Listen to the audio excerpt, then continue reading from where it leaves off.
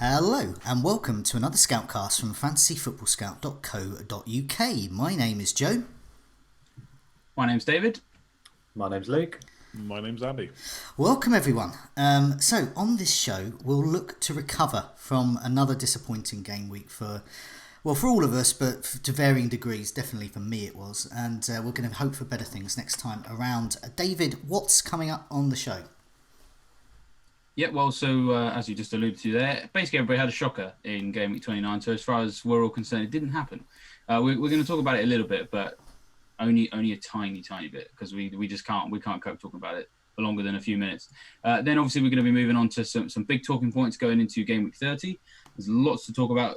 Joe was just saying before we came on, this feels like one of the busiest scout casts we've had in a long time. So the player we're going to talk about Mohamed Salah. Is he justifying his price? I think it's 5 blanks in his last 6 now. Even his teammates are looking like they could outscore him. So, what's the best plan for him? The team that you guys want to talk about this week, it's looking like it's Bournemouth. They've got a great run of fixtures coming up. Of course, they're playing both flanks. And, got some cheap options there. Look quite good at home, not so good away. So, how do we handle what to do with the Cherries? And for our talking point this week, we are going to be discussing an intriguing theory around FPL success involving a medieval blend of swords and shields, which has timed quite nicely with the release of a new Pokemon game as well. So everybody's talking about swords and shields, so we shall too. And we're going to look at our differentials and clean sheets as well. We haven't got Az here this week, but I'm sure that the information that we need is there, and we can review how badly we did last time, and we'll pick our selections for this one as well. So yeah, let's get started. Okay, yeah, thanks for that. Well, let's get game week 29 out of the way very quickly, hopefully, as we look back on. Oh, it was an awful, one of the worst game weeks I can remember. Not just in terms of rank, but just in terms of things happening that were bad and awful. Lots of flops, lots of misfiring midfielders, deadweight defenders, awful. But first up is Luke with a just above average score, 46. So I think you did okay this week in comparison to the rest of us. What went right? All wrong. Sound like my GCSE teacher, Joe. What went right? I took out Aubameyang, who obviously missed a penalty. That would have destroyed me. I've kept faith with him for far too long, to be honest with you. Although slightly unlucky, I think, for quite a few of those weeks. And brought in Mr. Higuain, who I captained. So a captain return is, I think, a positive in this week, because I think most of them failed. Happy with that. My front line did really well in general. Hopefully my team's on the screen there. Jimenez with 12. Yeah. Ironically, I was probably going to captain him if I didn't do the Aubameyang move. So I may actually be down on the deal. I haven't worked it out. But I also benched Barnes, which I actually put on Twitter beforehand that I was going to bench Mane. And it was greeted with some aggressive feedback. It did. I saw that, yeah. They didn't like that, did they? No, they didn't. And look, Barnes outscored Mane in the end, although some people did say to bench Felipe Anderson. But overall, I was only 3 points down on the deal, and I probably would have bottled it anyway. Because, when I saw Mane was playing up front again, I would have been pretty annoyed that I didn't pick him. You can see the sea of 1s, 2s, 0s there. Only Fabianski was the only other person to do anything for me. Unfortunately, David Luiz decided to have a day off, which I think affected you as well, Joe. So I got Bedronak come in as a sub, which obviously I'd never have played him. Slightly above average. Is it above average, do you say? It was 40 or 41, I think, was the average. Right, okay. But it was one of those weeks as well where there weren't a lot of 90-point scores knocking around. So you weren't far off some of the big mega scores. So I think this week really a 60, 65 was a pretty mega score really. That you get quite a nice green arrow with that. I'm gonna, in Az's absence, I'm just gonna put his team on the screen. He got 43 points, so just above average as well. But check out his bench. He's got 29 points on his bench, which is almost as much as my first 11 scored.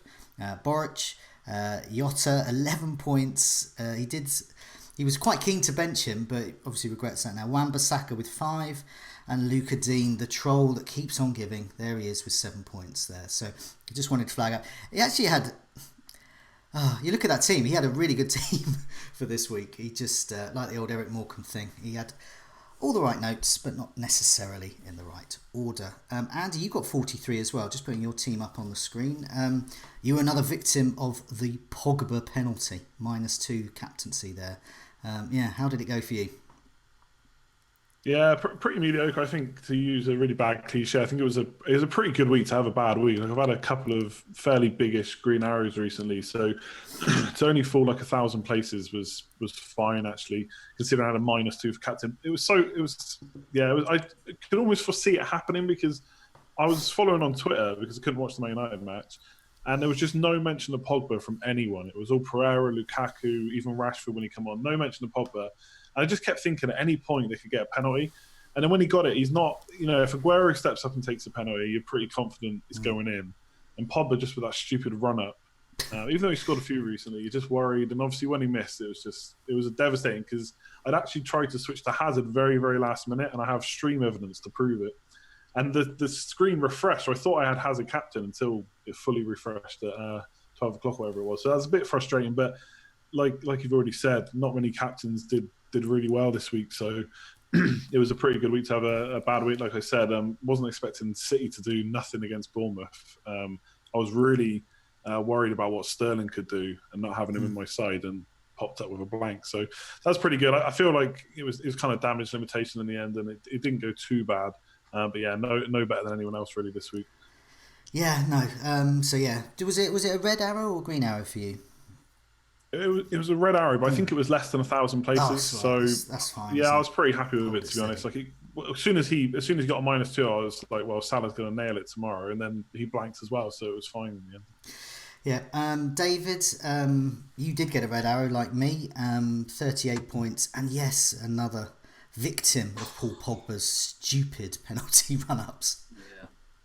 Oh well, I mean, I say where do we start? I mean, I suppose we could start with Pogba, but it was just another week where so many things went wrong. And I mean, we talked about Pogba. I'll talk about him in a minute. I've got plenty to say, but I'm gonna moan about someone who hasn't really been moaned about much from a fantasy perspective this year. But it's about time we put Nuno Espirito Santo firmly in the dock and bring this case to him. Why are you benching Patricio and Doherty for the most obvious clean sheet ever?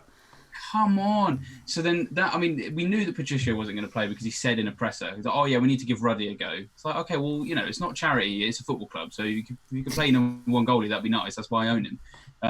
So, that was already a blow because then it meant, Fabianski got me 6 points. So that's all right. But the Doherty one was so frustrating because within a matter of minutes, I had on Saturday afternoon a situation where we know Doherty's not in the team already, so that was initially annoying anyway. So I'm watching the updates come through thinking, come on, I need a Cardiff goal just to kind of make it not matter. That obviously didn't come. Wan-Bissaka looks like he's going to come in for Doherty. He gets the assist. Burnley haven't scored yet, so at this point Wan-Bissaka's on for a mad 12-point haul. So I'm thinking, right, Doherty has just got to stay on the bench. And what happens 90 seconds after Wan-Bissaka gets his assist? On he comes for 1 point. Why bring him on? What is he thinking? Oh yeah, we just need to shore this game up against Cardiff and bring Doherty on. No, give him the rest. Let him stay on the bench. Give me the points from the bench. It was just, come on. It was the kind of thing that it was just classic kind of like FPL just ruins you in that situation. But I don't expect it from Wolves. Wolves, come on. He's been so consistent with his selection all season and then just completely changes it for a Cardiff. The game that we'd all been looking at thinking, oh yeah, we'll get something out of that. No, sorry.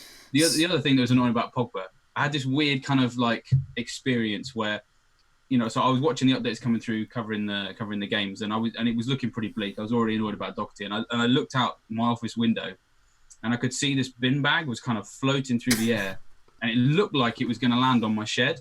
And I said to myself, right, tell you what, if the bin bag lands on the shed, my captain will score, right? And never guess what happens, right? The bag briefly touches the corner of my shed and then blows off. And I was like, oh, okay, that's a bit of an omen. Thinking, well, I'll come really close to a captain return, but then it won't happen. Sorry, David. Are you the weirdo from American Beauty who's looking out the window at the tornado and filming it and has got some issues with his dad? Pretty much. Okay, just checking. Pretty much, yeah. So it's just the weird thing was that the bin bag came so close to landing on the shed and then didn't. And then 10 minutes later, Pogba comes this close to a 14-point haul and gets a -2. So there's nothing worse when a plastic bag premonition comes true. But I know it was one of those afternoons that sent me crazy. And I guess on that bombshell, I should just announce I'm down to 17k and I've lost my mind. And I just wanted to clarify, you're not happy with those Wolves subs, by the way. I just wanted to Just to clarify that. How'd you work that out? Okay, well, let's move on to my one. Okay, right. It's that Monty Python sketch goes, right, you think you've had it tough. Okay. So I got David Luiz in for his second benching of the season. I have small crumb of comfort that he's got it out of the way and I don't think he'll get benched again. So what else went wrong? Everything. So the Pogba minus captain return. Pereira and Anderson continuing to mock me. Luca Dean continuing to mock me after I got rid of him for one of them. And no, I was surprised Sigurdsson didn't score. That would have been the ultimate mocking for those moves a little while ago. Robertson, yellow card, and just about the only Liverpool defender not to get a good points haul. Jimenez and Ashley Barnes, super Ashley Barnes I should say, absolutely, I'd say saving me from utter humiliation. But yeah, 34 points and I'm still in the top 40k, but I was 15k a little while over, so yeah, frustrating. But let's move on. There's no rough with the smooth this week because Az isn't here and none of us could be bothered to look at it, but also because Az's bench is rough and smooth at the same time, so that kind of does the job for us. So let's move on to our community questions. And David, we have there's as usual we do player, team and a talking point, and David, you are to introduce the player that the community have some questions on. Yeah, and obviously because he's highly owned, he's highly expensive, and highly unreliable right now. 5 blanks in the last 6 game weeks. It is Mohamed Salah, and obviously a lot of people want to know what to do with him because he's sucking so much money out of our teams, but also because we've got the blank coming up as well. So what's the best way of handling it? So Shirtless has said, Salah, do we dare sell? Is he captainable anymore? Limited and mediocre manager said, which combination of Liverpool players is the best one? Should we double on defence and double on attacks? That's kind of extending the debate kind of into the the realms of what are the Liverpool options there are out there. I mean, obviously Salah plays in game week 31. I mean, at the moment I'm looking at captaining him for then, but I can understand why a lot of people are worried about it. Let's come to you first, Luke, because I know that you for a long time had been against the idea of having Salah, so you're perhaps maybe more inclined to want to sell him right now. So yeah, I'm gonna come to you. I feel like you've got a good answer for this one. Don't know how good. Yeah, I feel like I've been tricked by Salah, to be honest, because I haven't had him for the whole. Well, I didn't have him from the start. I didn't have him for ages, which worked out okay. It was pretty much equal. I was sort of in the top 38k, I think I was. So in and around everyone who mostly people did have Salah, doing pretty well without him. It was all fine. Then he decided to go absolutely crazy around Christmas, and actually I didn't even go that crazy. He just started scoring some penalties, not crazy as what I'd expect for 30 million, but at the end of the day, the points were coming. He was doing really well. I actually looked, in an 8 game week period from game week 16 to 23, he averaged 10.9 points a game, which is just mental. It's all over the Christmas period, very consistent. Most other captains failed. And I think at that point, anyone who didn't have Salah or anyone who was doubting Salah thought, right, we've got to get him in. And I think, if anything, anyone turned to him even more through that period and then since. And as of late, like you say, it's gone down to 3.5 points in his last 6. Just 1 goal, no assists. He's just been really, really poor. And aside from that period, really, that 10.9 points between game week 16 and 23, I don't think he's been good value overall. With everything, it's usually timing in fantasy football, right? We usually say to players, you don't have a player for the whole season. Everything's to do with timing. But I feel with Salah, he's probably the one player where, the timing's not really come into it. He's pretty much been a consistent for most people from game week 1 up until now. They may have sold him for a small period, but with him, he seems like a special case where people have had him most of the time. And I think if you have had him most of the time, he's just not been that good of a player. I mean, his season value, I put a tweet out just before this, according to the FPL site, you have to scroll down 4 pages and he's the 99th. Oh, he's actually the 100th, sorry. There's 99 players better value than him in the game. Now, I know value isn't everything. Obviously, you need to get your big, ideally you want your value players and you want maybe 1 or 2 captain options. You just go for the points.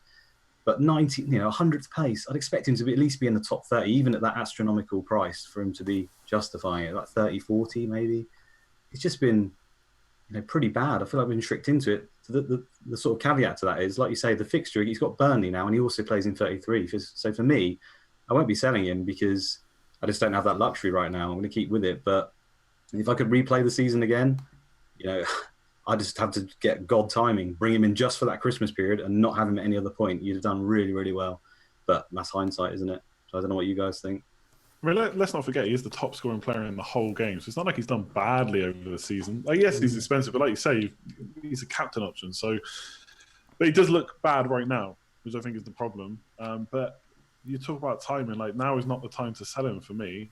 Like, if you've got a team where your luxury transfer can be to sell someone who's got a game in Game Week 31 and 33 to rearrange your team, then you're in a really, really good position right now. But whether you've got a wild card or not, transfers is just so precious at this time of the season. There's so much to navigate. I just don't see how he's sellable. Like, he's not, absolutely not in form FPL points wise. Should have scored against Everton. Took a couple of bad touches. I do have a theory that Liverpool, I don't want to use the word bottle. I don't think they're going to bottle it. I think they're going to match City all the way. Don't say the B word. No, I'm not. But I'm going to say the P word instead. And pressure is going to really build on them. They've just lost a very big lead to a very, very good team who had worse fixtures at the time as well. And Liverpool haven't done it before, and City have. The City players have pretty much all been there before. And the pressure is going to start to build on them, especially now they're back into second place. So I do think there's a combination of that. But at the end of the day, this is a team that just beat Watford 5-0. He could have easily scored against Everton if the touch was slightly better. We're going to captain him in 31. It's Fulham. Unless you go for a Chelsea player, maybe. I just think you're going to be looking at Liverpool. So I just don't see how you can sell him right now. I don't know if anyone thinks different. I'd assume probably not. But maybe in 34 onwards, I could get behind it then. But right now, the money's not really an issue either. Right now, yeah, I think you hit the nail on the head in terms of surely there's no one out there who can justify spending that kind of luxury transfer, as you say, on a player who's not only has fixtures in 31 and 33. So it's not like he's not like West Ham where it's like they have fixtures, but the players are like, I'm not one of them's against Chelsea. It's away at Fulham and it's away at Southampton. So they're just great fixtures. So yeah, it's just, for me, it'd be just mad to sell him. I guess the other thing you mentioned there, of course, is after 34, because they're not going to have a double in 32, although I think a lot of us are going to free hit then, so it doesn't quite matter on that sense. But 35, for example, no double then either. And, you could end up needing to stock up on Man United, Man City, maybe Spurs options or something. In that particular game, that might be when you start to run out of money for him. So maybe that's the timing. Is we got to wait till we have to wait until after the blanks to get rid. But who knows? In these blanks, he might do what he did last year in the big blank and score 4 goals in one, maybe score a couple in the other, and then all of a sudden you don't want to sell him for 35. So it's tricky. Yeah, I say mine was more of a season review. I agree. There's no way you can really sell him at this moment, really justify it. But we could flip that on his head. He's owned by 45% or something. So let's pretend you're one of the 55% that doesn't own him. You said you've got those games coming up. Salah's going to be captain below. Would you be looking to buy him in this form? That's a good question. I don't know. I'm not sure. I mean, if I've not got a Liverpool asset right now, I suppose this kind of segues nicely into the next section of it about the optimum, Liverpool selection to have. There's a case to be made for Mane. I'll come to Joe in just a second for some, a little bit of, more information on how they sort of compare with each other, because we've been talking about that quite a lot in the captain videos, haven't we, Joe? Yes. But I think I'd still go for him. I think, but it would be a hard decision, especially because there are other options at Liverpool that look quite good. So yeah, Joe, fill us in on your numbers. Well, yeah. I mean, I look at. I've got Mane in already this week. A very bold move for me, but I thought it was fairly risk-free unless he gets a annoying training ground injury, because I like the idea of Salah and Mane together. And one of the reasons is that this good home fixtures, and the away fixtures are really good for them as well. Fulham are they may as well be at home. They're that bad. So looking at last 4 home matches, Salah and Mane are matched for 15 shots apiece. The goal involvement of Mane is actually double Salah's. Minutes per goal attempt in the box, Mane's firing one off once every 24 minutes. Salah once every 37 minutes there. So that's 14 shots in the box over those 4 home matches. So I'm fully expecting returns from Mane this week as well. And I think for those that perhaps don't have a Man City asset but do own Salah and Mane, I think there's a genuine decision to be made about who to captain. And I wonder if Mane is the better option as well. I may well be captaining him in the Sky game over Salah. But undecided just yet. But I think he's a very strong option as well. I just think also looking at the kind of combination of Liverpool players as well. And I think Salah is still a player to have. I definitely would want him. So I've captained him the most. So I'm just an example. I'm just I'm just a jobbing FPL manager here, like many others who've had faith in Salah a lot this season. And I've captained him the most, and he's got me the highest return of all my captains, which is the average is 19 points every time I've captained him. And I've captained Aguero 6 times, and he's got me 14 points, and not as good. And Kane 4 times with a 15-point average. So he's just higher than those, and he's justifying me putting the armband on him lots of times. He's certainly justifying me owning him as well. But I don't know if you, in terms of combination of players, David, I don't know if you,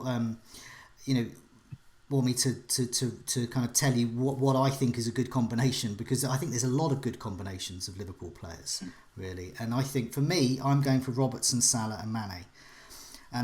But I also think it's a really good idea to perhaps have Salah, Robertson and then another defender as well. But I think tripling up for these blank fixtures is ideal, and I would go for one of those two. And I did a little bit of research comparing them, and the last 8 starts, Mane, Van Dijk and Alexander-Arnold.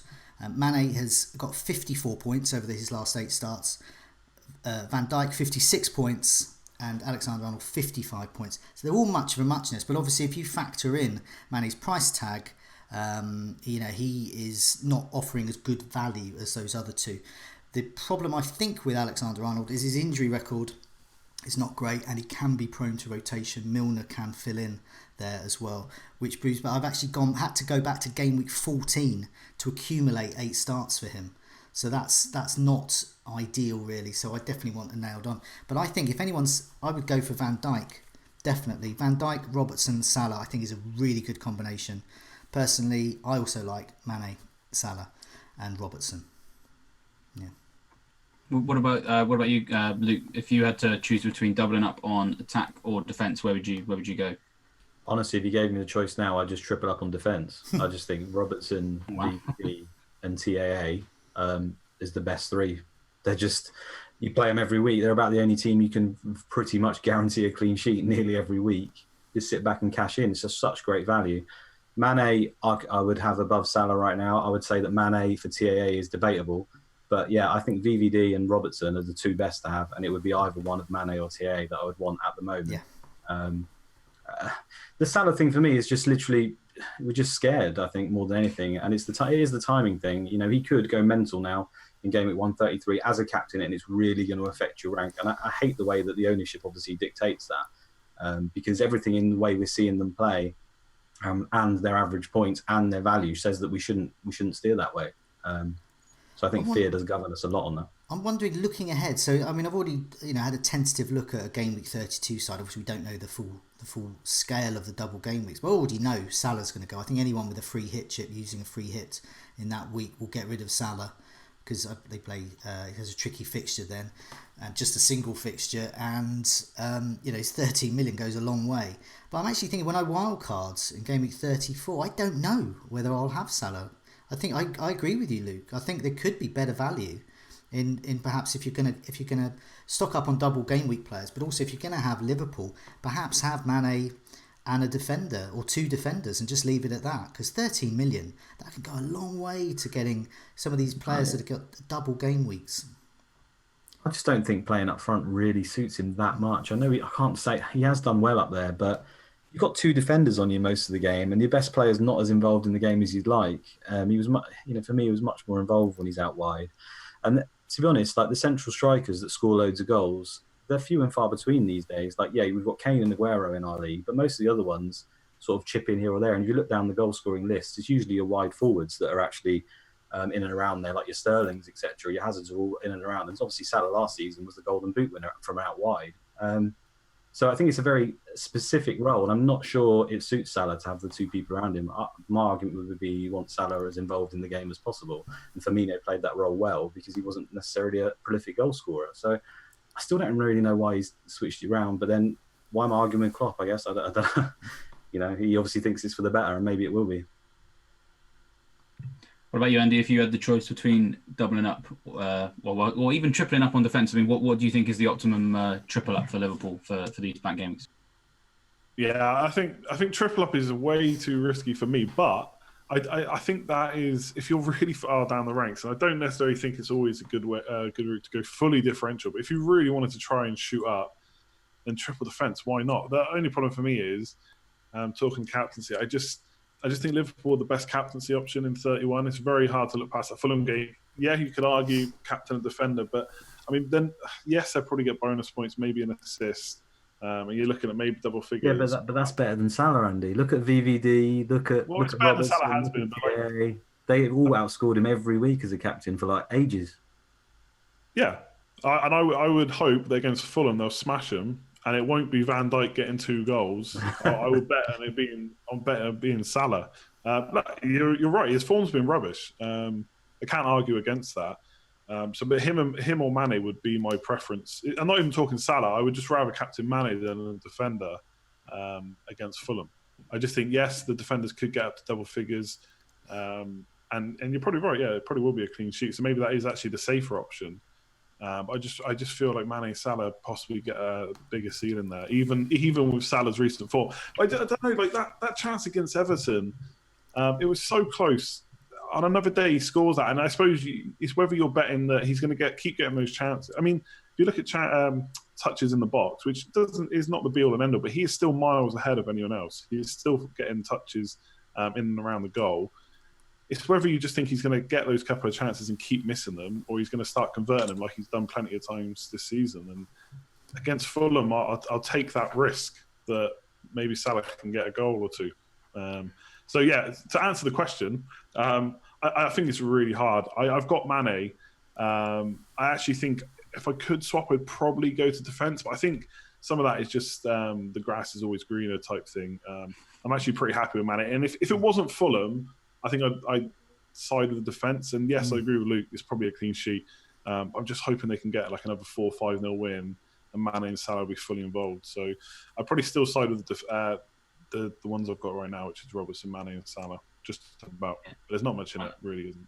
I think that's where I'm at as well. I think it's just. I mean, that's what I have. But I mean, like, that's what anyone just picking a squad from right now, I'd go for that. I think the reason we've got triple ups, the key reason is because it's a blank game weeks. It's not necessarily because Liverpool are necessarily in flying form, because obviously they're now not top of the league. So if I'm tripling up for the fixture, I wouldn't want to double on defence for Fulham, because we know their defence is definitely the worst part of their team, but we know that Fulham can still score goals. And even though it is Liverpool, and yeah, they probably will keep a clean sheet, they can always offer, a fair bit of goal threat. I mean, as they scored against Chelsea, they scored against Spurs back when Spurs were looking quite defensively good at the beginning of the season. Like they can score against these big teams. And Mitrovic has had the same number of shots in the penalty box as Aguero over the last 4, and obviously Aguero is a little bit more accurate, 6 shots on target to Mitrovic's 4.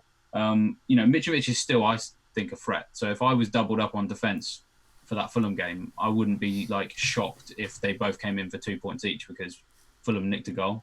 Just feel like because it's Fulham, goals scored are just so much more likely than clean sheet because of the way that Fulham play. So for me, that's the key, because that's why you've got the triple up is Fulham. So tailor it to what's awful about them. Yeah, I think that maybe is for me is how you orient or the way you set up your triple up. So yeah.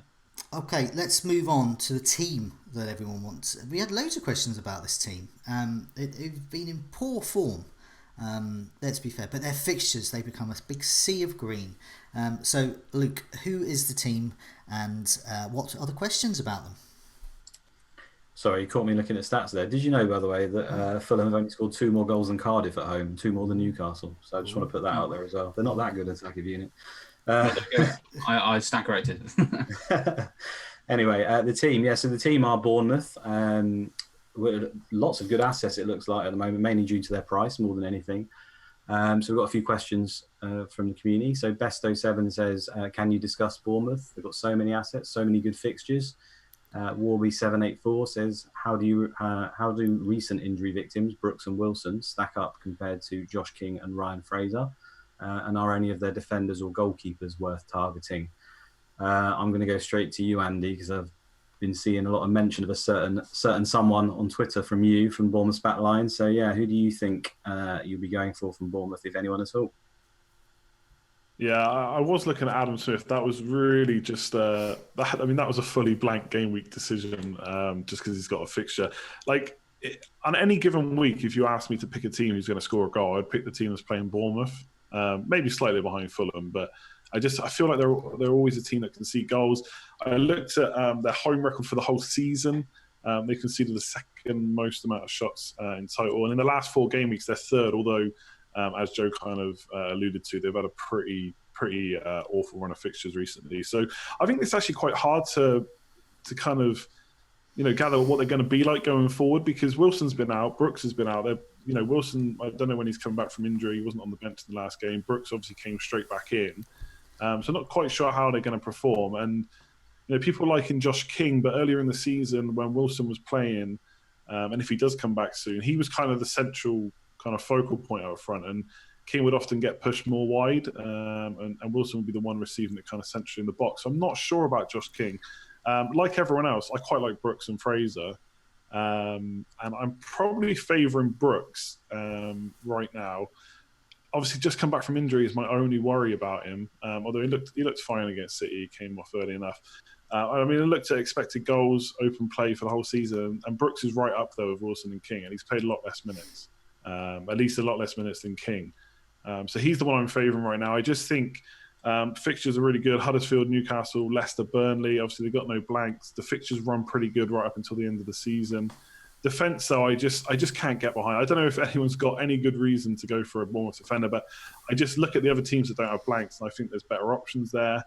Even for goal threat, someone like Ake, who I would expect to be maybe okay in the box, he doesn't really seem to be having too many chances either. Although, again, I will concede that they've had a really tough run. It's about to get a lot easier. So I do like Bournemouth. I think team for goals, not necessary for clean sheets. And looking at the teams they face in the blank, Newcastle and Burnley, they're really, for the whole season, they're really low for shots. But recently, they're really high. They're actually doing really well. And obviously, we know that a lot of people went for Rondon or Barnes for good reasons. So defence, I'm trying to avoid if I can, unless it becomes absolutely necessary to get one. But I don't think that's going to be the issue. And yeah, definitely interested up front. Brooks is my front runner currently. I don't know what you guys think.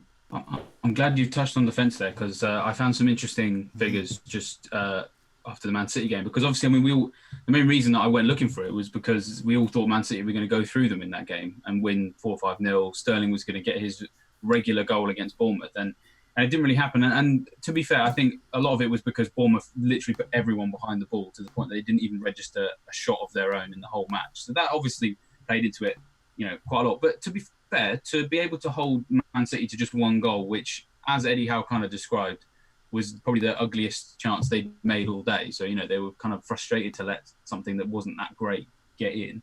They were very good up until that point. I still think that's impressive and is worthy of looking at.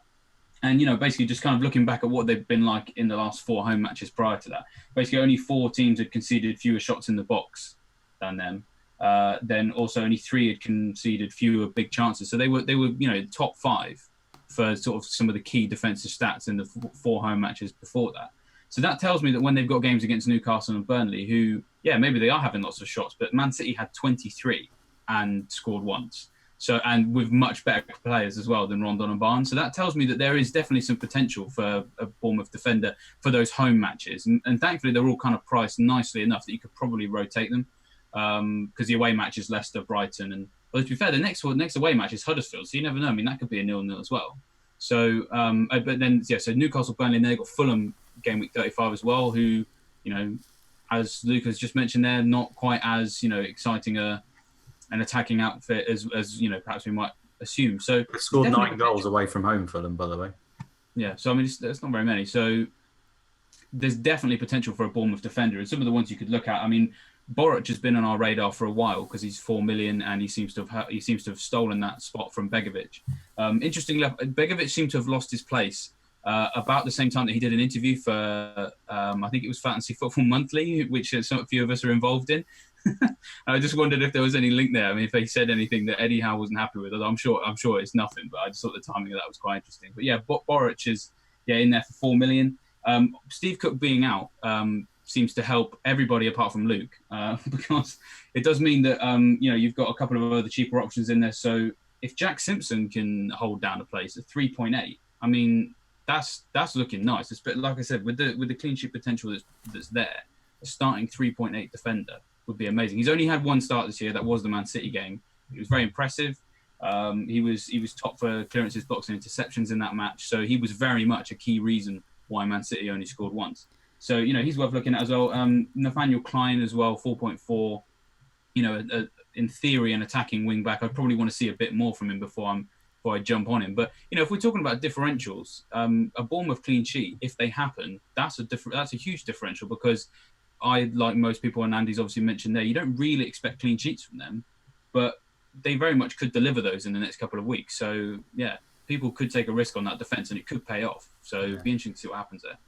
Yeah, before I hand it over to Joe then as well, just obviously their games are great in the blanks, which is the main attraction. But they've also kept 5 clean sheets at home all season, which is the 4th best in the league, joint 4th best team at home in the league for clean sheets. Forget everything that I just said. City have only kept 1 more clean sheet than them at home, for example. It's only Liverpool that are out on their own. So for me, there is pretty much as good an option as you can get as an Adam Smith, for example. Just touching on who I've been. I mean, apart from those cheap defenders, if you're looking to him, for me, it's all about Brooks. I just think he's fantastic. He's been great all season. Yeah, he's just come back from injuries. There's a little bit of doubt maybe around playing time and how sort of fit and in form he is. But I think it's only a matter of time before he comes back again, because, I think he's got a big future, that guy, and he could score at any point. He could be pushed up front at any point. Josh King and Wilson also been, Wilson particularly been great early season. Josh King's got penalties. There's arguments for all of them for me. But hand over to Joe and see what he thinks. Yeah, well, I'm going to echo some of the views there about they're real Jekyll and Hyde when it comes to home and away. Over the last 4 away matches, Bournemouth have conceded 12 goals. The last 4 home matches, 2, and that includes the Man City game. That surprised me when I saw that. I just assumed their pants wherever they play, but they're not. So if I was going to spend... For me, it's at a hit. I'm currently going to game week 31 goalieless. So if I wanted to do that a hit, I would get Boric in. He's very cheap. I may need to get him in anyway as a make weight elsewhere. And I look at Newcastle and Burnley. They're both home matches. So I just think they've got the chance there for a clean sheet, possibly even 2. I mean, they are surprisingly robust at home. I was quite surprised by that. But they have historically conceded a lot of shots, but they are keeping those clean sheets, as Luke said. In terms of attack, I'm going with the last 4 home matches again. I mean, take your pick on paper, but for me, I'm going to echo the views that Brooks is the best. It is not just for his price. I think he has the edge over Fraser, for example. So obviously, in value, he's cheaper, so he has the edge there. He's had more chances, 6 versus 5, and he's more attacking, very much more attacking. He's had 5 shots in the box over those 4 home matches. Fraser's had none. So yeah, if people are considering one of those 2, go for Brooks. Up front, King and Wilson, both good. I think King has had 8 chances, Wilson 7. This is their last 4 home matches played, by the way, not necessarily last 4 home matches in terms of game weeks. 7 shots in the box for King, 6 for Wilson, so they're both pretty good there. Similar price too. I still think Brooks is probably the slightly better option. He's had that assist potential as well, and he's just cheaper. But I think any of those front 2, King or Wilson, if he is truly fit, and Brooks are good options. But I just want to mention another one, Solanke. Is an intriguing differential. If a team is set up over the game week 31 and 33, or perhaps, and for some reason you want to stack up in defence and midfield, and you don't particularly want to stack up in attack, in the forward line, which is entirely possible because you might want to get Mane, you might want to get Hazard, you've got Salah, and you might want to go heavy with Chelsea defenders as well. And maybe you just don't fancy, Higuain, Vardy, and maybe another expensive one. And you need that kind of make weight. Solanke, he's very cheap, and he's 4.7, and he's had 6 shots in the box in his last 4 home matches. And that includes, some cameo appearances as well. So. Yeah, I don't know. I mean, I'll just put it out there. I'm not saying get Solanke, but I'm saying if you need a differential and that differential happens to be one of your forward players, then I think he has the opportunity to get a return or two, I think. Yeah, it's my lot. Interesting. I think we're going on to the talking point now. We swords and shields. Yeah, we're off. Okay, right. I'm going to put up a tweet because we're going to give credit where it's due here. This is FPL Rouser. He said we were having a chat on Twitter, a few people, and he chipped in with this gem. I basically think that he has found the holy grail of FPL. He's quite succinctly summed up how to win it. No player scores each and every week, of course, and sometimes you have more blankers than most. That's just probability. So he's setting the scene there. And then he says, this is the good bit. Your template is your rank shield. Your differentials are your sword. So this is a nice analogy. I like my analogies, but this is a great one, I think. And so it's finding the right blend is the key. And that ratio is dynamic as well. And ideally you want tomorrow's template. This is fantastic stuff, I think. And for some people they might go, well, that's obvious. But it may be obvious, but you haven't used a swords and shields analogy. And that's what makes it really easy to understand. And personally, for me, I suddenly looked at my team in a slightly different way. And I looked at my transfer plans in a different way. Do I want a shield? Or is it time to get a sword in and really attack that rank? So shields are those you get in to protect your rank. These will be highly owned, often highly captained. Going without when they haul is costly to your rank. Swords, meanwhile, are the fun bit. This is the good bit. These are the low-owned players that can produce huge returns and see a massive rank rise. But beware, because sword success is also their downfall. They can quickly turn into a shield. So you've got to get them while they're a sword. So with that in mind, let's find out what shields and swords we favour and which ones perhaps we should avoid. So I'm going to start with shields first, and in terms of what we think, which shields we think are essential and which actually probably be avoided. Let's go with Luke first because he sent in this big list of players. So I'm not sure this came out. It's quite tiny writing, so unless you're watching this on your big screen TV, you might not see it. But we'll give it a go anyway. Yeah, I'm probably getting booed at the moment in our live chat saying we can't read it, it's too small. And I completely agree with you. But nevertheless, there is a list there. Get your magnifying glass out because it's an important list there. So Luke, over to you. Talk about shields. Yeah, and if you want to look for it for yourself, there's no rocket science here. It's literally go to the FPL site and sort by all players who's the most selected in the game, because obviously the best shield is really having the most owned players. We all seem to know that. And there's a number of names there that stand out. Obviously Salah at the top and Pogba, who's joined him recently. I think there's 0.1% in it. And I think as we go down, most people who are looking at this chat can probably look down that list and probably identify that they own the vast majority of those players, or at least in a combination. This is where I think I lack, because I think when I look down, I've got Salah, and that was pretty much through forced choice. I'm not really even happy with that. Pogba was a similar thing. I got him really late on when he actually started doing bad. I missed out on all his good points. I don't have Aguero, don't have Robertson is on there. Only one I've got, I think, Jimenez in maybe the top 10. I've even sold Wan-Bissaka and recently got Mane. So I've only got one, sold Doherty as well this week. So I've literally got 1 or 2 shields. So for me, it's not looking good. As usual, I've got too many swords and I live and die by the sword. I either do really well or really bad. So I'm probably not the best person to ask for that. For me, it's a learning point that I really do need to pay attention to these figures, but I hate the fact that I have to do it. I hate that I have to take that into account. When I saw this, I did actually think of you, one of the first FPL managers I thought of, Luke, because you're definitely a sword guy, not a shield guy. And I did think, because I think I'm more of a shield guy than a sword guy, and I did think if both of us evened it up a bit more, both of us would do much better. We should run a combined team. Yeah, we should. I think we should. You go for the swords, I'll go for the shields. Yeah, we'll see how it works out. So yeah, who would I say is absolutely needed? We've just debated the Salah thing, so I'm not going to go into that. for the upcoming games, I think the only two really that really stand out for me would be a Liverpool defender. So Robertson, I think he's right up there for definite, and Jimenez, I think, is just absolutely brilliant. I'm sure Andy can wax lyrical about him, so I'm not going to touch too much about him. I know he's been a great asset for him, but for me, it's just really the Liverpool defence, and Jimenez has been of late. Obviously, now Wolves have got tricky issues with their fixtures coming up, so that may change, and people may be looking to take him out. But they're the ones that jumped out to me straight away. And what about bad Shields as well? Bad Shields? Bad Shields, as in, so for example, Aubameyang. I think Salah's got Alonso's obviously there, isn't he, at the moment? Yeah, Alonso's a bad Shield, I think. Yeah, Salah's definitely in the conversation for me, but I say I'm not good on these shields, so I think I'm going to hand over to Andy and get him to talk about it. Okay, yeah, Andy, what about these shields then? These are the high-owned players that if you don't have them, your rank drops, and which are the good ones, and which are the ones we could actually avoid? So we've already mentioned Alonso there, really highly owned, really highly rubbish as well. Yeah, so I don't. You probably think different. I don't tend to like buying and selling on rank. I just ownership, just who's doing well. But I like looking at the top 10k because that's where I'm trying to get to right now. And the ownership's quite often at this stage of the season different to overall.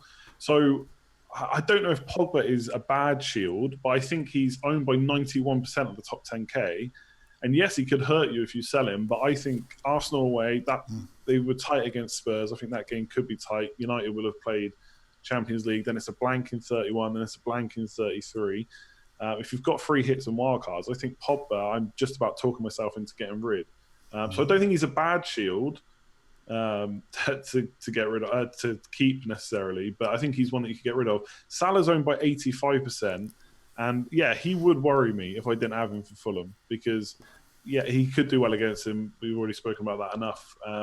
If he goes nuts in that game and you don't have him, then that could be a real rank killer for the rest of the season.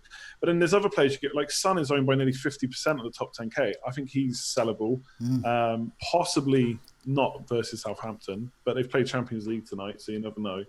And then talking of Liverpool defence, I think going about Liverpool defence is pretty brave because, like Luke said, they get clean sheets nearly every week. You could look at it like Robertson's owned by 74%, Trent's only owned by 32%. So you could try and get like a mini sword there, a dagger, I don't know, and hope that he knocks in some free kicks. These are top 10k ownership percentages, I think. Yeah, this is top 10k ownership, yeah. So he's owned by less than half the ones that own Robertson. So we saw this week, Robertson got a yellow card. I think Trent got 3 bonus points. Yes, it's only 3 or 4 points difference, but if he does that over a few game weeks, it adds up a little bit. Yeah, that was a classic sword success over Shield, definitely. Yeah, exactly. So yeah, Pogba is definitely one I'm looking at getting rid of for Shield wise. Jimenez I'm keeping because I've got so much value wrapped up in him. But again, he's playing Chelsea, then he's going to blank twice. I think he could arguably be gone too. Okay, and David, what about you? Which any echoing those thoughts already, or any other names to mention in terms of a really good Shield to definitely cling on to and one that can just be chucked away on the battlefield? Well, I was going to say Son is, I think, a bad shield at this point. It doesn't seem to offer much. Maybe even Doherty, to be honest. I mean, we just talked about Jimenez there. Chelsea next, 2 blanks as well. I think he's someone who could go. I think in terms of this is a talking point, I think it kind of sums up, it's sort of analysing the two concepts, kind of sums up what the last couple of game weeks have been, and possibly why a lot of us have had a lot of bad game weeks, is that it's kind of almost like a transitional period where, you get this maybe every 8 or 9 game weeks where the Shields, the template team, whatever you want to call it, has a bit of a stinker. And it looks like that template is breaking up. And it definitely is because, Wolves are going to blank, Spurs are going to blank, a lot of the big teams are going to blank. So then a lot of people are moving away from those players. And, basically one of the reasons why I'm struggling is because I have lots of Shields who aren't doing very well, and I have hardly any of these swords that, Luke's obviously sent in this, sorted just everybody by form. Van Dijk, I don't have him. Mkhitaryan, I don't have him, and I don't really want him because of Arsenal's blanks. Deulofeu, Zaha, I know a lot of people have Aguero, but I don't have him either. So yeah, and it's frustrating because it does touch into chip strategy a bit because we get this age-old debate of when a blank is coming up or a double's coming up. At what point do you actually start factoring it into your transfers? Because you can end up missing out on some swords, on some players who are poorly owned for the reason that they're going to blank. But in the 3 game weeks before they blank, they get 2 double-figure hauls and a 7-pointer. You've missed out because you've had tunnel vision for the blanks. I feel like that's how my team's gone right now. I've got to have a Storm in game week 31 for me to feel like signing Anderson, Rondon, and the likes of them, instead of looking at an additional Liverpool defender instead of Mane, or looking at Mkhitaryan or Zaha, because we talked about him earlier. Zaha looks great. If we were looking, if Zaha looked like this 10 game weeks ago, I'd probably sign him. But I'm saying, well, he's not going to play in game week 31, so I won't sign him. So I think that this kind of brings into focus the age-old debate of what's more important, the blank game week or the form players. And to be honest, again, it's probably a balancing act. That's kind of my... I mean, okay, I'll just give my thoughts on Shields before we get to, I think, the fun bit, which is the swords. Really get into those, because these are the players that I think we should be definitely looking at, and this is what we want to get. We want to get green arrows, we want rank risers. So yeah, in terms of Shields, my notes here: Liverpool defender, just a must. Just if you don't own one, get one, preferably 2. Doubling up, I think, can create a sword there. Alisson as well is interesting. He's averaging 6.6 points over the last month's worth of games. So if you look on the form filter on the FPL site as well, and he's owned by around a quarter of FPL managers. So getting him in perhaps even can add to your shield to create something a bit more attacking. Salah, obviously, we've mentioned. Mane, 3/4 of the top 10,000 do not own Mane. This is one of the reasons I've got him in. So I want to get more points than those top 10,000. So he's something of a sword at the moment amongst the top 10,000. Hazard, another shield, 25% ownership. Higuain, the sword, to counter that as well. So you can see where this is going. It's the mentality of people as they're playing it as well. And Aguero, 40% owned, 62% owned in the top 10k. He's a shield, but double him up with Sterling becomes something a little bit more attacking. So let's have a look at swords. Now, once again, Luke has supplied this big list as well, and this. So, Luke, we'll start with you again. You've looked at form here, so we've got some highly owned players here as well. But these are the players that are in form, and if they've got a low ownership, they could be an ideal rank riser over the next game. So, yeah, Luke, what's your thoughts on swords? You're the sword guy amongst us. Yeah, obviously this isn't an exclusive list, just a very basic way to look at some recent form and see if we can pick some people out of there. Obviously, there'll be plenty of names that aren't mentioned there. It doesn't take into account fixtures, but it's just a nice way, I think, just to look at who's the guys that are really firing at the moment, and no one really has. So, I mean, Deulofeu is jumping off the list straight away down there. I don't know if you can see, very cheap, 4.2% owned, 3rd best form player in the game at the moment. Don't think anyone's got him. Mkhitaryan was in 2nd. Absolutely fantastic form of late as well. Again, cheap. No one's got him. Zaha's already been mentioned. Few people own him.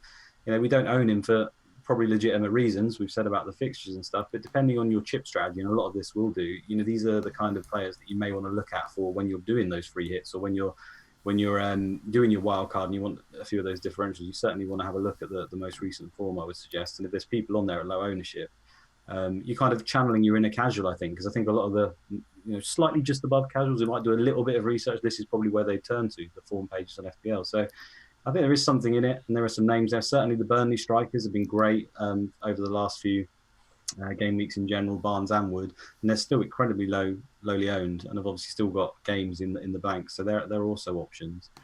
Mane's mentioned there as well, especially amongst the top 10k, very low owned. But Fabian Schär is also on that list down the bottom, 4.7 million. 2.8% owned. He's got goals in him. I know he's on yellow cards, so he could get suspended for 2 games. So that's a concern. But we've been here before with Diego Costa, and you missed 1 game, he's probably likely to get 2 points anyway. Is it that big of a deal? So I think there's quite a few little tasty options out there at the moment, especially when not many of the big hitters are doing it. This is the kind of time where you want to turn to these kind of players, I think. So yeah, I think there's a few mentioned there. I've just gone from the list, but I'm sure you guys have probably got some others on your radar. Joe, who are you looking at? Yeah, well, no, I mean, I just want to apologise to people. I've copied the Luke's team his shields twice and his swords. there. So his swords didn't come up on the screen, which is fine for those listening on the podcast because they don't give a jot about that. But if I just go down the list of the swords, really, yeah, as you mentioned there, you've got Shah in there as well, and I think he is not a sword that I'm particularly keen on. Put it that way. I think I think with 9 yellows, I think that's a real issue there. So just bear with me a second. I'm just getting the picture up on my screen. Okay. There we go, yeah. And so we've got Mkhitaryan there as well. Once again, it's Arsenal. No one's going to go for Arsenal there. But it's Zaha's one I'm triggering. I think he is the one that we're missing out on because we're too busy loading up on game weeks 31 and 33. He has a phenomenal track record against Brighton. As a Brighton fan, I always seem to remember his goals much more. And I just think I think he's a really good option as well. Lukaku as well is on that list. So while Pogba is moving into defensive duties, this is why Matic is out. Lukaku's the one that's doing really well there. He's really stepped up. He's a really good sword, I think, in double game week 32. So for those doing a bit of early planning there, and if Matic is out, I think Pogba's a bad shield for that. And I think Lukaku's a great sword. 4.5% ownership, 2 braces in a row. Deulofeu I'm not particularly interested in. Declan Rice I'm not sure about. I think he's quite good as an enabler, and he's had 2 15-point returns in recent game weeks, but the others have been 1 to 2 points, so I don't think you're going to get a huge amount of returns for him as well. So I think really we've got to be looking at game weeks 31 and 33, and the key players I like Azpilicueta.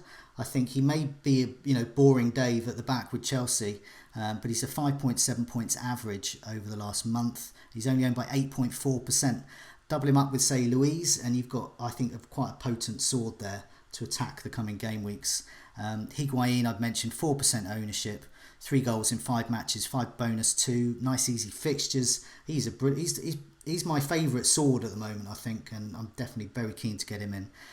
This may sound like a joke, but Sigurdsson, as it pains me, he's had a 5.5 point average over the last month, 6% ownership. I got rid of him 3 game weeks ago. I really regret it. He had a 15-point return there, and he plays game week 31 and 33. Another one to mention, Vardy. He's a good sword, I think. 5-point average last month, 3 goals in his last 4 matches, bonus in his last 2, and he's a 5.7% ownership. Lots and lots of stats there. But I think what they all indicate is that we've got to get our swords and our shields right. David, what do you think? Who do you think are the good kind of swords to start attacking some of these game weeks? Yeah, and I think I think the best way to do it is probably to look at that double game week 32, because as I was talking about earlier, and as you've mentioned there, the blank game weeks kind of get in the way of us really picking some differentials, and really the key is going to be when we look at 32 and 35. So yeah, Lukaku I think looks like a potentially great option. I mean, we were talking about him in the captain video on Monday, looking at some of the stats from the Southampton game. He was kind of back to where he was when he first signed for Man United, when he looked like a great option to have. Very much the talismanic figure back then could well be going forward. And just the other thing to say is in relation to Rashford, when they started to tweak the formation because they needed some goals, it was Rashford who went out wide and Lukaku played for the middle, even though Lukaku had played out wide, in the games preceding. So there's definitely a strong chance that Lukaku can be at the heart of that. Crystal Palace, I think, are also capable of having a double in 32. I think if they win their FA Cup game, then their game week 33 match could be pulled back into 32. So, yeah, I think people who are going to have double game weeks, maybe that's where you look to some of these swords for, because that's where you've got the. Especially if it's so. I mean, I've been said before that I wasn't thinking about free hit in 32. I was thinking about 33. I think I am going to play it in 32 now. I think Andy's going to do it in 32. A lot of people talking free hit 32 because it's a free hit.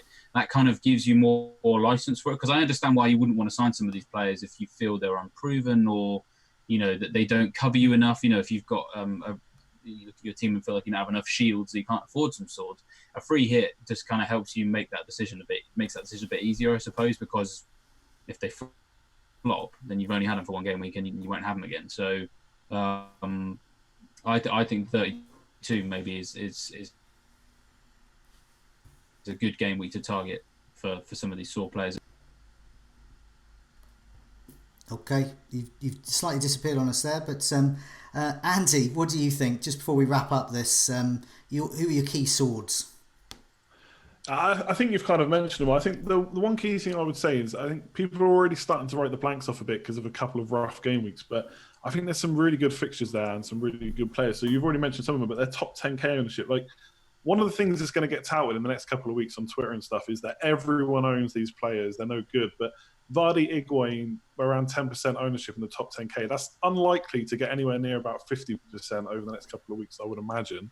And even if it did get to 50%, that means every other manager doesn't own them. And if you think they're going to do really well, even at 50%, yes, they're not a differential, but they're still going to propel you up the ranks. They have a good, really good fixture. So Higuain, Vardy, you're talking about double game weeks. Lukaku's ownership in the top 10k is 0.4%. Kane's is 1.1%. Potentially, if people haven't got free hits and stuff, it's going to be difficult to get these players in. So the free hit in double game week, if those players absolutely go nuts, could be really, really profitable. But yeah, not really anyone that you haven't already mentioned. Like Declan Rice is 3.6% ownership, top 10k. Hazard is only owned by 1/5 of all managers in the top 10k.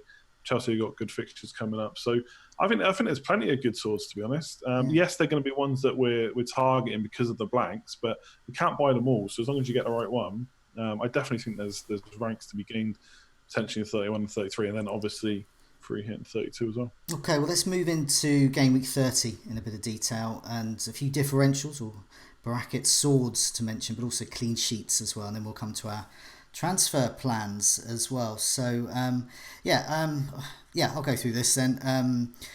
With the differentials, I'm just looking at this actually. No, David, can you read this bit out actually? Yeah, sure, no problem. So obviously we haven't got ads this week. So in terms of recapping on what we've done, I can go through that. I think, or maybe I can't. I've got it. Do you want me to? Yeah, you can. Andy's got it. Andy, there we go. We've been saved at the 11th hour. Yeah. So I've got here. David can do this bit, but I think that means I can do this bit now, right? Adam was on last week, had success with Higuain, and then it says Az had Harvey Barnes, which flopped. I don't have all the previous scores. This is just last week's. Clean sheet success for Adam, so he got Brighton, so he came in with Brighton and Higuain. And then I think Joe, you had Wolves, is that right? I did, yeah. Finally, I've got a success. Yeah. Finally. So a nice Doherty and Johnny clean sheet there. And then Az picked Man United, who just could not keep a clean sheet against Southampton. No. So couple of good ones and a couple of bad ones there. So I think this week Luke is first for differentials. Yeah, how annoying. Adam just comes in and gets perfect combination. God, he's too good, isn't he? Right, differentials, I've gone for Schlupp, who I think has been quite criminally underlooked, I think, by a lot of us. And I know a lot of that has to do with his starting position, but he seems to have pretty much nailed that down of late. He's actually got 3 assists and a goal and a clean sheet in his last 5 games. He's just 4.5 million, and he's owned by 3.4%. And he's actually scored 4 goals all season as well, which I think is the second highest. I think he's just behind Duffy, if I got that right.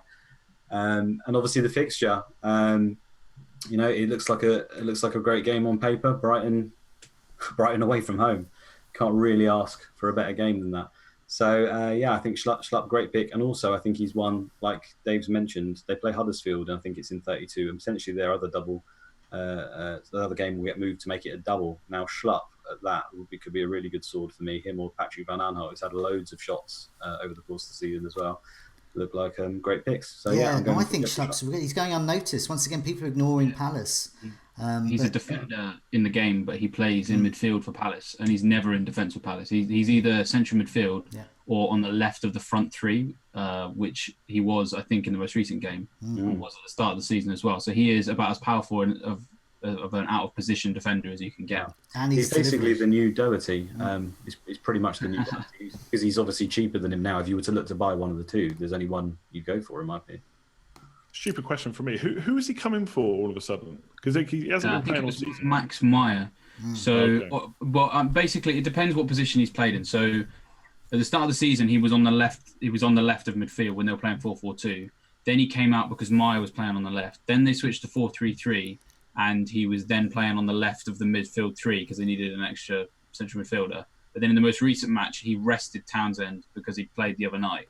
So that was why he then played further forward. So he's normally in central midfield, but if he wants to rotate his wingers, he's still an option as well. So I think he should keep his place, because I think Hodgson even said a couple of weeks ago after he scored the goal, I think maybe 4 or 5 game weeks ago, he was asked about him in the post-match press conferences, and he said pretty much exactly what Luke said, was that he's kind of criminally, overlooked as a footballer, let alone an FPL asset, because he's hardworking, he does what he's told, and he produces when he plays. So from those quotes of him praising Schlupp, since then he started every game. So I would expect him to carry that on.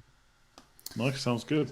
So Az is next. I haven't got one this week. I'm just going to let Az do the ones that he suggested. So he's gone for Brooks, who obviously got a massive mention earlier. Back in the team, likely to keep his place in Huddersfield up next. So it is an away game, but I think we can expect him to do pretty well, if not this week, but going forward. So decent pick there, I think, for Az. Much better than his clean sheet pick, which we'll come on to in a minute. Joe, you're up next. Yeah, I've gone for Batshuayi. I do like, even as a Brighton fan, I do think Palace are full of good options at the moment.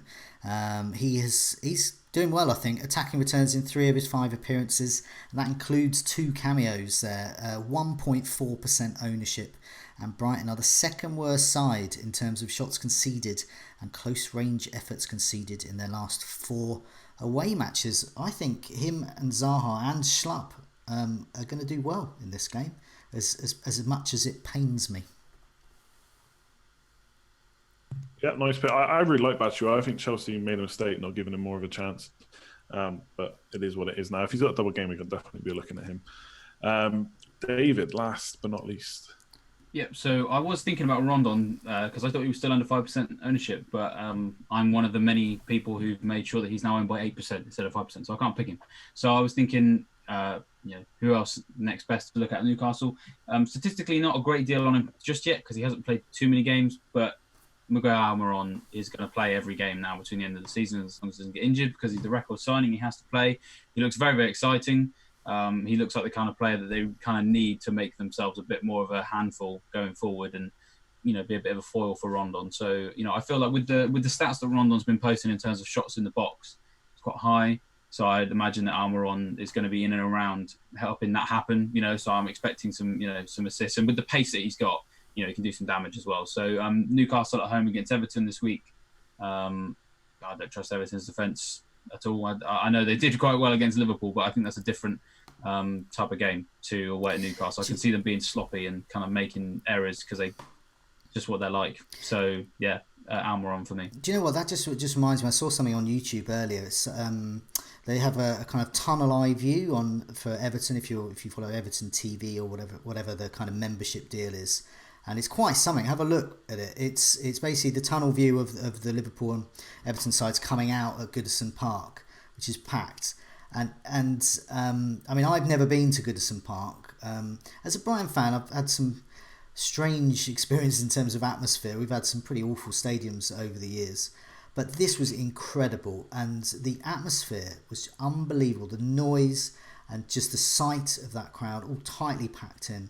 And when they were coming out, you could see how fired up they were for it. So it was just like form goes out the window. I thought if you're an Everton player, you're going to be so fired up by that, and I think it's no wonder that they kept them at bay. They were very strong. But yeah, just thought I'd add that in because that's something that we don't really know because we can't go to all of the matches. So I actually thought that came through on the TV, which is unusual because you can hear the crowd chants. So annoying. The atmosphere come through, but yeah, I thought it was pretty good as well. Actually, not sure that will happen against Newcastle away. But, I think that's what is the key really. As you were saying, Joe, is that they're not going to have that same the same level of Newcastle. Are Everton going to care if they lose that game? I'm talking about the players really. Like Everton, their season's ended. Really, they're going to finish mid-table. Newcastle are going to stay up, so that just strikes me as the kind of game where Everton will just switch off and let Almiron just tear him a new one. Well, after last season as well, it was nice for Joe to say something good about Everton. It is, yeah. I'm back on track. Back on track with Everton. It's Cardiff I'm gunning for this season. Okay. All right, let's move on to clean sheets, and who's up first? David is up first.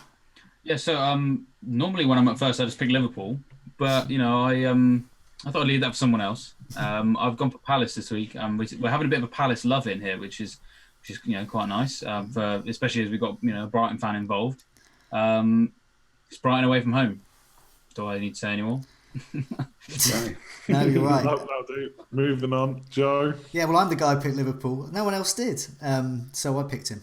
I picked Liverpool. I think no one else. You were second to pick, Joe, weren't you? So no, but I ended up being last because you all chipped in. You all said I'll have so and so, and I thought, okay, you have your good picks. Well, I'll swap then. Do you want to swap? No, I'm going to stick with Liverpool. Exactly. I usually go for the likes of Wolves or Brighton or. So it's my turn with Liverpool. I don't think I need to explain why. It's just evident. Liverpool's defence are great. Liverpool's home defence is great, and they've got a very, very nice fixture against Burnley. So I just think clean sheet. Go and grab it. Nice. So Az is up next, and I feel like I do need to justify this, but I've not looked into it at all. He's gone for Everton. Which seems like a weird one, considering when Man City are left, Chelsea against Wolves. Of course, Wolves have got Super King Jimenez, but still, seems like a good fixture. So, yeah, he's got Everton. I don't know why, to be honest. I've got Rondon. I'm hoping for a goal in that game for sure. Yeah, yes, a lot of us have got Newcastle attackers now. Yes, they did do really, really. Like Michael Keane was brilliant versus Liverpool, but like we've already just talked about. I think that was a derby thing. So, yeah, he's gone Everton. Don't know why. You'll have to tweet him and ask after this. I've seen him in the chat, so maybe you can put it in there. All eyes we'll on the chat.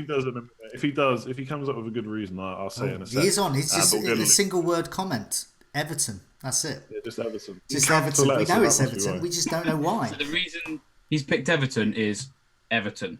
In the live chat now, this is live action chatting going on. Eddie Gooner has asked him, Everton, why? And Az is still quiet. They've just got 2 clean sheets in a row, to be fair, haven't they? Lucas Dean has got his points. It's not your job to do that, Andy. As if he wants to put forward Everton, what else do you need? He says, what else do you need? Yeah, well, the good ones were taken. Liverpool. I was the last to pick. So I was really only left with Man City at home to Watford. I've been Man City so many times and they let me down. So I thought I'll be a little bit different and go for Leicester, who also let me down. Bloody Pereira. We all got him, I think. He's just been awful. But the main reason is, I've already touched on it, Fulham have only scored 9 goals away from home all season. People seem to think they're quite an attacking team, but I think Huddersfield scored 8 away from home. Fulham have scored 9. So there's also the Brendan Rodgers factor. I know they conceded 2 against Watford last week, but it was like his first game in charge. I think them at home, first game Brendan Rodgers. He's he had 3 across the back and then to 2 wing backs. I think they'll be pretty solid. So yeah, it's just more in hope than anything else that Pereira actually returns some points, because he did look like a key purchase over this period. One of the swords, but it hasn't quite worked out so far. So yeah, that was really the only one I could see between them and Man City. Everything else just looks much of a muchness. Can't pick them. So yeah. Okay, we have some latest in from Az. He says simply Everton have good defensive stats, Newcastle poor offensive stats. And General Zod has chipped in to help him out, and this may actually be quite key. Everton have changed tactics the last 2 weeks. Schneiderlin's introduction has been key, so he thinks they have actually changed, and I think they are a tighter unit now. Well, after getting schooled on Bournemouth defence earlier, I just actually looked up their last 4 game weeks. So shots on target conceded, they're matching Man City. They're the best team. And total shots conceded, they're also second, better than Liverpool and slightly worse than Man City. So for the second time I concede, I know nothing. Do you know what? This is good. It's a learning experience, and we've all learned something here, and I have as well. And Az has schooled us in his absence there. And he wasn't even here. He wasn't even here. From afar. I'm just going to leave now. Yeah. Well, no, before we go, let's have a look at our Game Week 30 transfer and captaincy plans. I've had some issues with pictures already, so I'm going to take a leap of faith and go for Andy's Game Week 30 team. Hopefully this is it. And yes, what are you doing, Andy? Yeah, so I got 2 free transfers. I will either do Wan-Bissaka to Adam Smith to basically not burn a transfer, because I don't really need to do much for my team. But I'm more likely now to talk to myself into getting rid of Pogba. So I'll probably do Pogba and Bednarak to a Leicester midfielder, probably, because they've got Fulham. And then a Chelsea defender, probably David Luiz, maybe Azpilicueta. if it's not a Leicester midfielder, I'll just get Brooks in now because he'll be coming in next week anyway. I'm just a little bit worried about, we were talking about before we came on, that maybe Rodgers is going to come in, potentially rest Barnes, take Maddison out maybe. We might mix it up in the next game. I thought Luke made some pretty good points about that. So I might get Brooks now and wait and see what the team is and then get the Leicester to 31. And then I'm pretty sure I'm going to captain Aguero. Slight worries that we thought he might get rested last week. So now I've got that thought, well, is this the week he's going to get rested? But he's got a full week, and I figure he's going to need some minutes before the Champions League. So I'm hoping he's going to start. So I'm probably going to captain him ahead of Salah. And historically this season, it's been Aguero that plays the league match, and it's Jesus that will start in the Champions League. I mean, it's not an overall commanding position, but they're certainly in a very winnable position within the Champions League, and they've got to keep the momentum going against Liverpool. So exactly, now they've gone top. So yeah, I'm hoping he starts. And against Watford, obviously they got smashed by Liverpool recently, so hopefully it'll be same again. Okay, well, I'm going to take another leap of faith here with hopefully Luke's Game Week 30 team. So Luke, what are you doing? Who are you captaining, and what are your plans transfer-wise? Yes, I've already made my transfer. I took out Doherty, one of my shields. I got him when he was 4.4 million, and I bought in Trent, who I also, I think, started the season with instead of Robertson. So he's come back for me eventually. So that's already happened. I didn't have a Liverpool defender, which was a massive blunder of late. So I needed to get that sorted. But yeah, Steve Cook's in there. I don't think he's going to play. So probably Jimenez comes from the bench. He's got a good record against the big teams. So potentially he could get me a goal. But yeah, my captain's Salah, and I'm not chuffed about it because of the reasons I've mentioned before. But I just look at my team and I don't really, aside from Higuain or just switching to Mane, I don't really have a good captain pick this week. I'd really like to have a City one. Obviously, I don't have a City player. So hang on, surely, sorry, you got to put him on Trent. Yeah, I knew you were going to say that, right? No. You said Mane was the better option than Salah. You got to switch up. He's better value than Salah, yeah, and he probably is the better pick. But it doesn't. It's the ownership thing again, isn't it? It's the shield. You're not an ownership kind of You've gone all shield, Luke. You've got to go more Listen, sword. I've captained Salah once this whole season, and he blanked. Okay, so if I captain Salah now, it protects me because he's going to blank, and it will blank for nearly everyone else who captains him. That is my logic. But no, I mean, honestly, if you guys had that team there, you're all captaining Salah all day, so you can't ride me for that. All day you're captaining him. But yeah, maybe I'll change my mind. Yeah, no, you're right with that team. That team I would definitely. I don't know, Higuain maybe.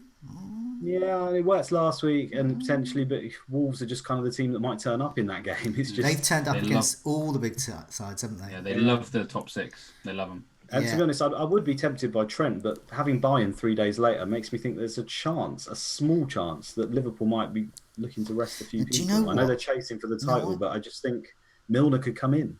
I'm looking at your bench there, and I'm seeing Jimenez, who scores very well against the top sides, and I'm seeing Anderson, who is massive pile of pants. Yeah, so he'll come in. Sorry, yes, you've got Steve Cook, but what if Steve Cook makes a recovery? Then you'll if he plays, I think they might keep a clean sheet against Huddersfield. Who said Bournemouth are better defensive than we think. Yeah. So I would back a Bournemouth clean sheet against Huddersfield more than a Jimenez goal against Chelsea. Okay, that's fine. No, it's just I'm down on Anderson at the moment. Let's move on to David. Now we don't have your bus team, and hopefully, sorry about that. No, that's fine. But we've got your Game 29 team up, so we can get the gist of what your team looks like. What's your plans there? Well, handily enough, I'm not going to be making any transfers, so I'm hoping I'm not going to, because I really should have done what everyone did last week and bank it then, and get the 2 in for this one. But I'm not delighted with my team for Game Week 30, but I'm certainly not disgusted with it. And having 2 free transfers for 31 instead of 30, I feel that's a bit more powerful. You're a bit closer to the blank game week itself, and then you basically be able to invest in more information in terms of injuries and suspensions or any rotation that might happen, what have you. So yeah, the hope is to make no transfers. In terms of who I'm moving in and out, there's a bit of chopping and changing because I'm gonna bench Doherty. I can see Chelsea scoring there, and maybe get attacking returns, but really I just don't fancy him for that one. I'm gonna bench my Bucky Barnes, Ashley Barnes. I'm gonna bench him as well because I do just fancy Liverpool really to get a clean sheet for obvious reasons. So then the bench would be Patricio, Barnes, Doherty and Bednarek, and then that would mean starting Fabianski against Cardiff seems kind of self-explanatory. I'm going to start Pereira again because I feel like if at first you don't succeed, try again, and maybe eventually Pereira will actually get some points when everyone else has gone off him. Wan-Bissaka makes sense to start him against Brighton as well. And then so the other thing that a lot of people have been moving Pogba on, people have been moving Son on. I'm going to hold on to them because, like I said, I do just value the idea of having 2 free transfers. And to be honest, Son away at Southampton, maybe might not start, but I feel like if he's involved in that game, like there's a chance he can get a goal because I don't rate Southampton's defence. And Arsenal v Man United, I mean, again, it's a big game, and Pogba could turn up in the big game. Solskjaer says he's still on penalties, so maybe we'll be looking next week at Pogba scoring his penalty when a lot of people have sold him, which would be frustrating for those who sold, but for those who are going to hold, maybe it'd be all right. Felipe Anderson, I'm not a big fan of, but again, it's Cardiff, so I mean, I've just got to start him, haven't I? And I had just on Jimenez, I did not consider benching him for one second because I just think his record against the top 6 is great, and his form is fantastic. So he was always going to start Rondon to start against Everton as well. So yeah, it's not great, but banking that free transfer for me, that's got to be key with game week 31 coming up. Okay, well, I'm going to... And, just say on captaincy, I'm torn between Salah and Mane, and I'll probably decide at 11:20 on Saturday morning. Okay. We'll be doing a breakfast club then, so hopefully we can change your mind back and forth and increase the viewing experience there. I'm hoping my bus team is popping up. It does indeed look like my team there. So I've made a very, very rare early move. And it's not something I do, but at this time of the season, I do have to actually watch the pennies because I was getting sick of Son. Spurs traditionally don't fare too well after Champions League, and I just don't want him long term anyway. I want Mane in. I like the look of Mane against Burnley. I like the look of him going forward for those blank game weeks as well. So I made that move. Since then, Son has gone down in price, Mane has gone up in price. That 0.2 I'm going to need, basically. I had a look at some permutations for game week 31 involving the likes of Higuain and Hazard, looking at Chelsea options there. And I think I would be locked out of a particular move there if I hadn't have made that move. So yeah, it's something I preach against, but I've had to do it, and I do feel it's slightly risk-free though, because Mane is not playing this week as Son is, and also I haven't got too many other players. I think Pogba's suspended, I think, for Manchester United's Champions League game, and of course Man City don't play as well. So all my kind of big guns there are not really playing. So I feel okay with that. Just before we go, I wanted to flag up the work of the charity Anthony Nolan, which does fantastic work saving the lives of people with blood cancer. We found out today that the daughter of one of the FPL community members, FPL Poker Player, very popular member of the community on Twitter, was diagnosed with leukemia, sadly, last year. And she's just about the bravest kid out there, I think, from the description from FPL Poker Player. And the good news is that she is in remission, but she still needs a bone marrow transplant. So FPL Poker's asked us to flag up the work that the Anthony Nolan charity do and ways people can help. One is to simply log into their website and make a donation and help the work they do there. The other for some is to go a step further, and that's not something for everyone. So do give money if you can, but if you want to go a bit further, you can become a bone marrow donor as well. And on the screen, he's given some simple steps there. It's on his Twitter account as well, which is there. He is at Barcoley NA, and that's BARCOLEYNA. He says 3 simple steps for you to get Lifesaver ready. There's a hashtag there. Sign up to anthonynolan.org. Swap your cheeks with a pack they send you and then send it back to them. And he says, whilst it's extremely unlikely you'll be a match for my daughter, you do potentially have the power to save somebody else's life in her name. We are delighted to be able to flag that up for FPL Poker Player, and we wish his daughter and his family all the best. Yes, so, and but apart from that, it's time to go. It's been a packed one. We've had a few issues with pictures, but I think we're just about there. And of course, listening to it on the podcast, you won't care. It doesn't matter because it's an audio experience. But for now, it's a goodbye from me. Goodbye from me. Goodbye. Good night. Good night, all.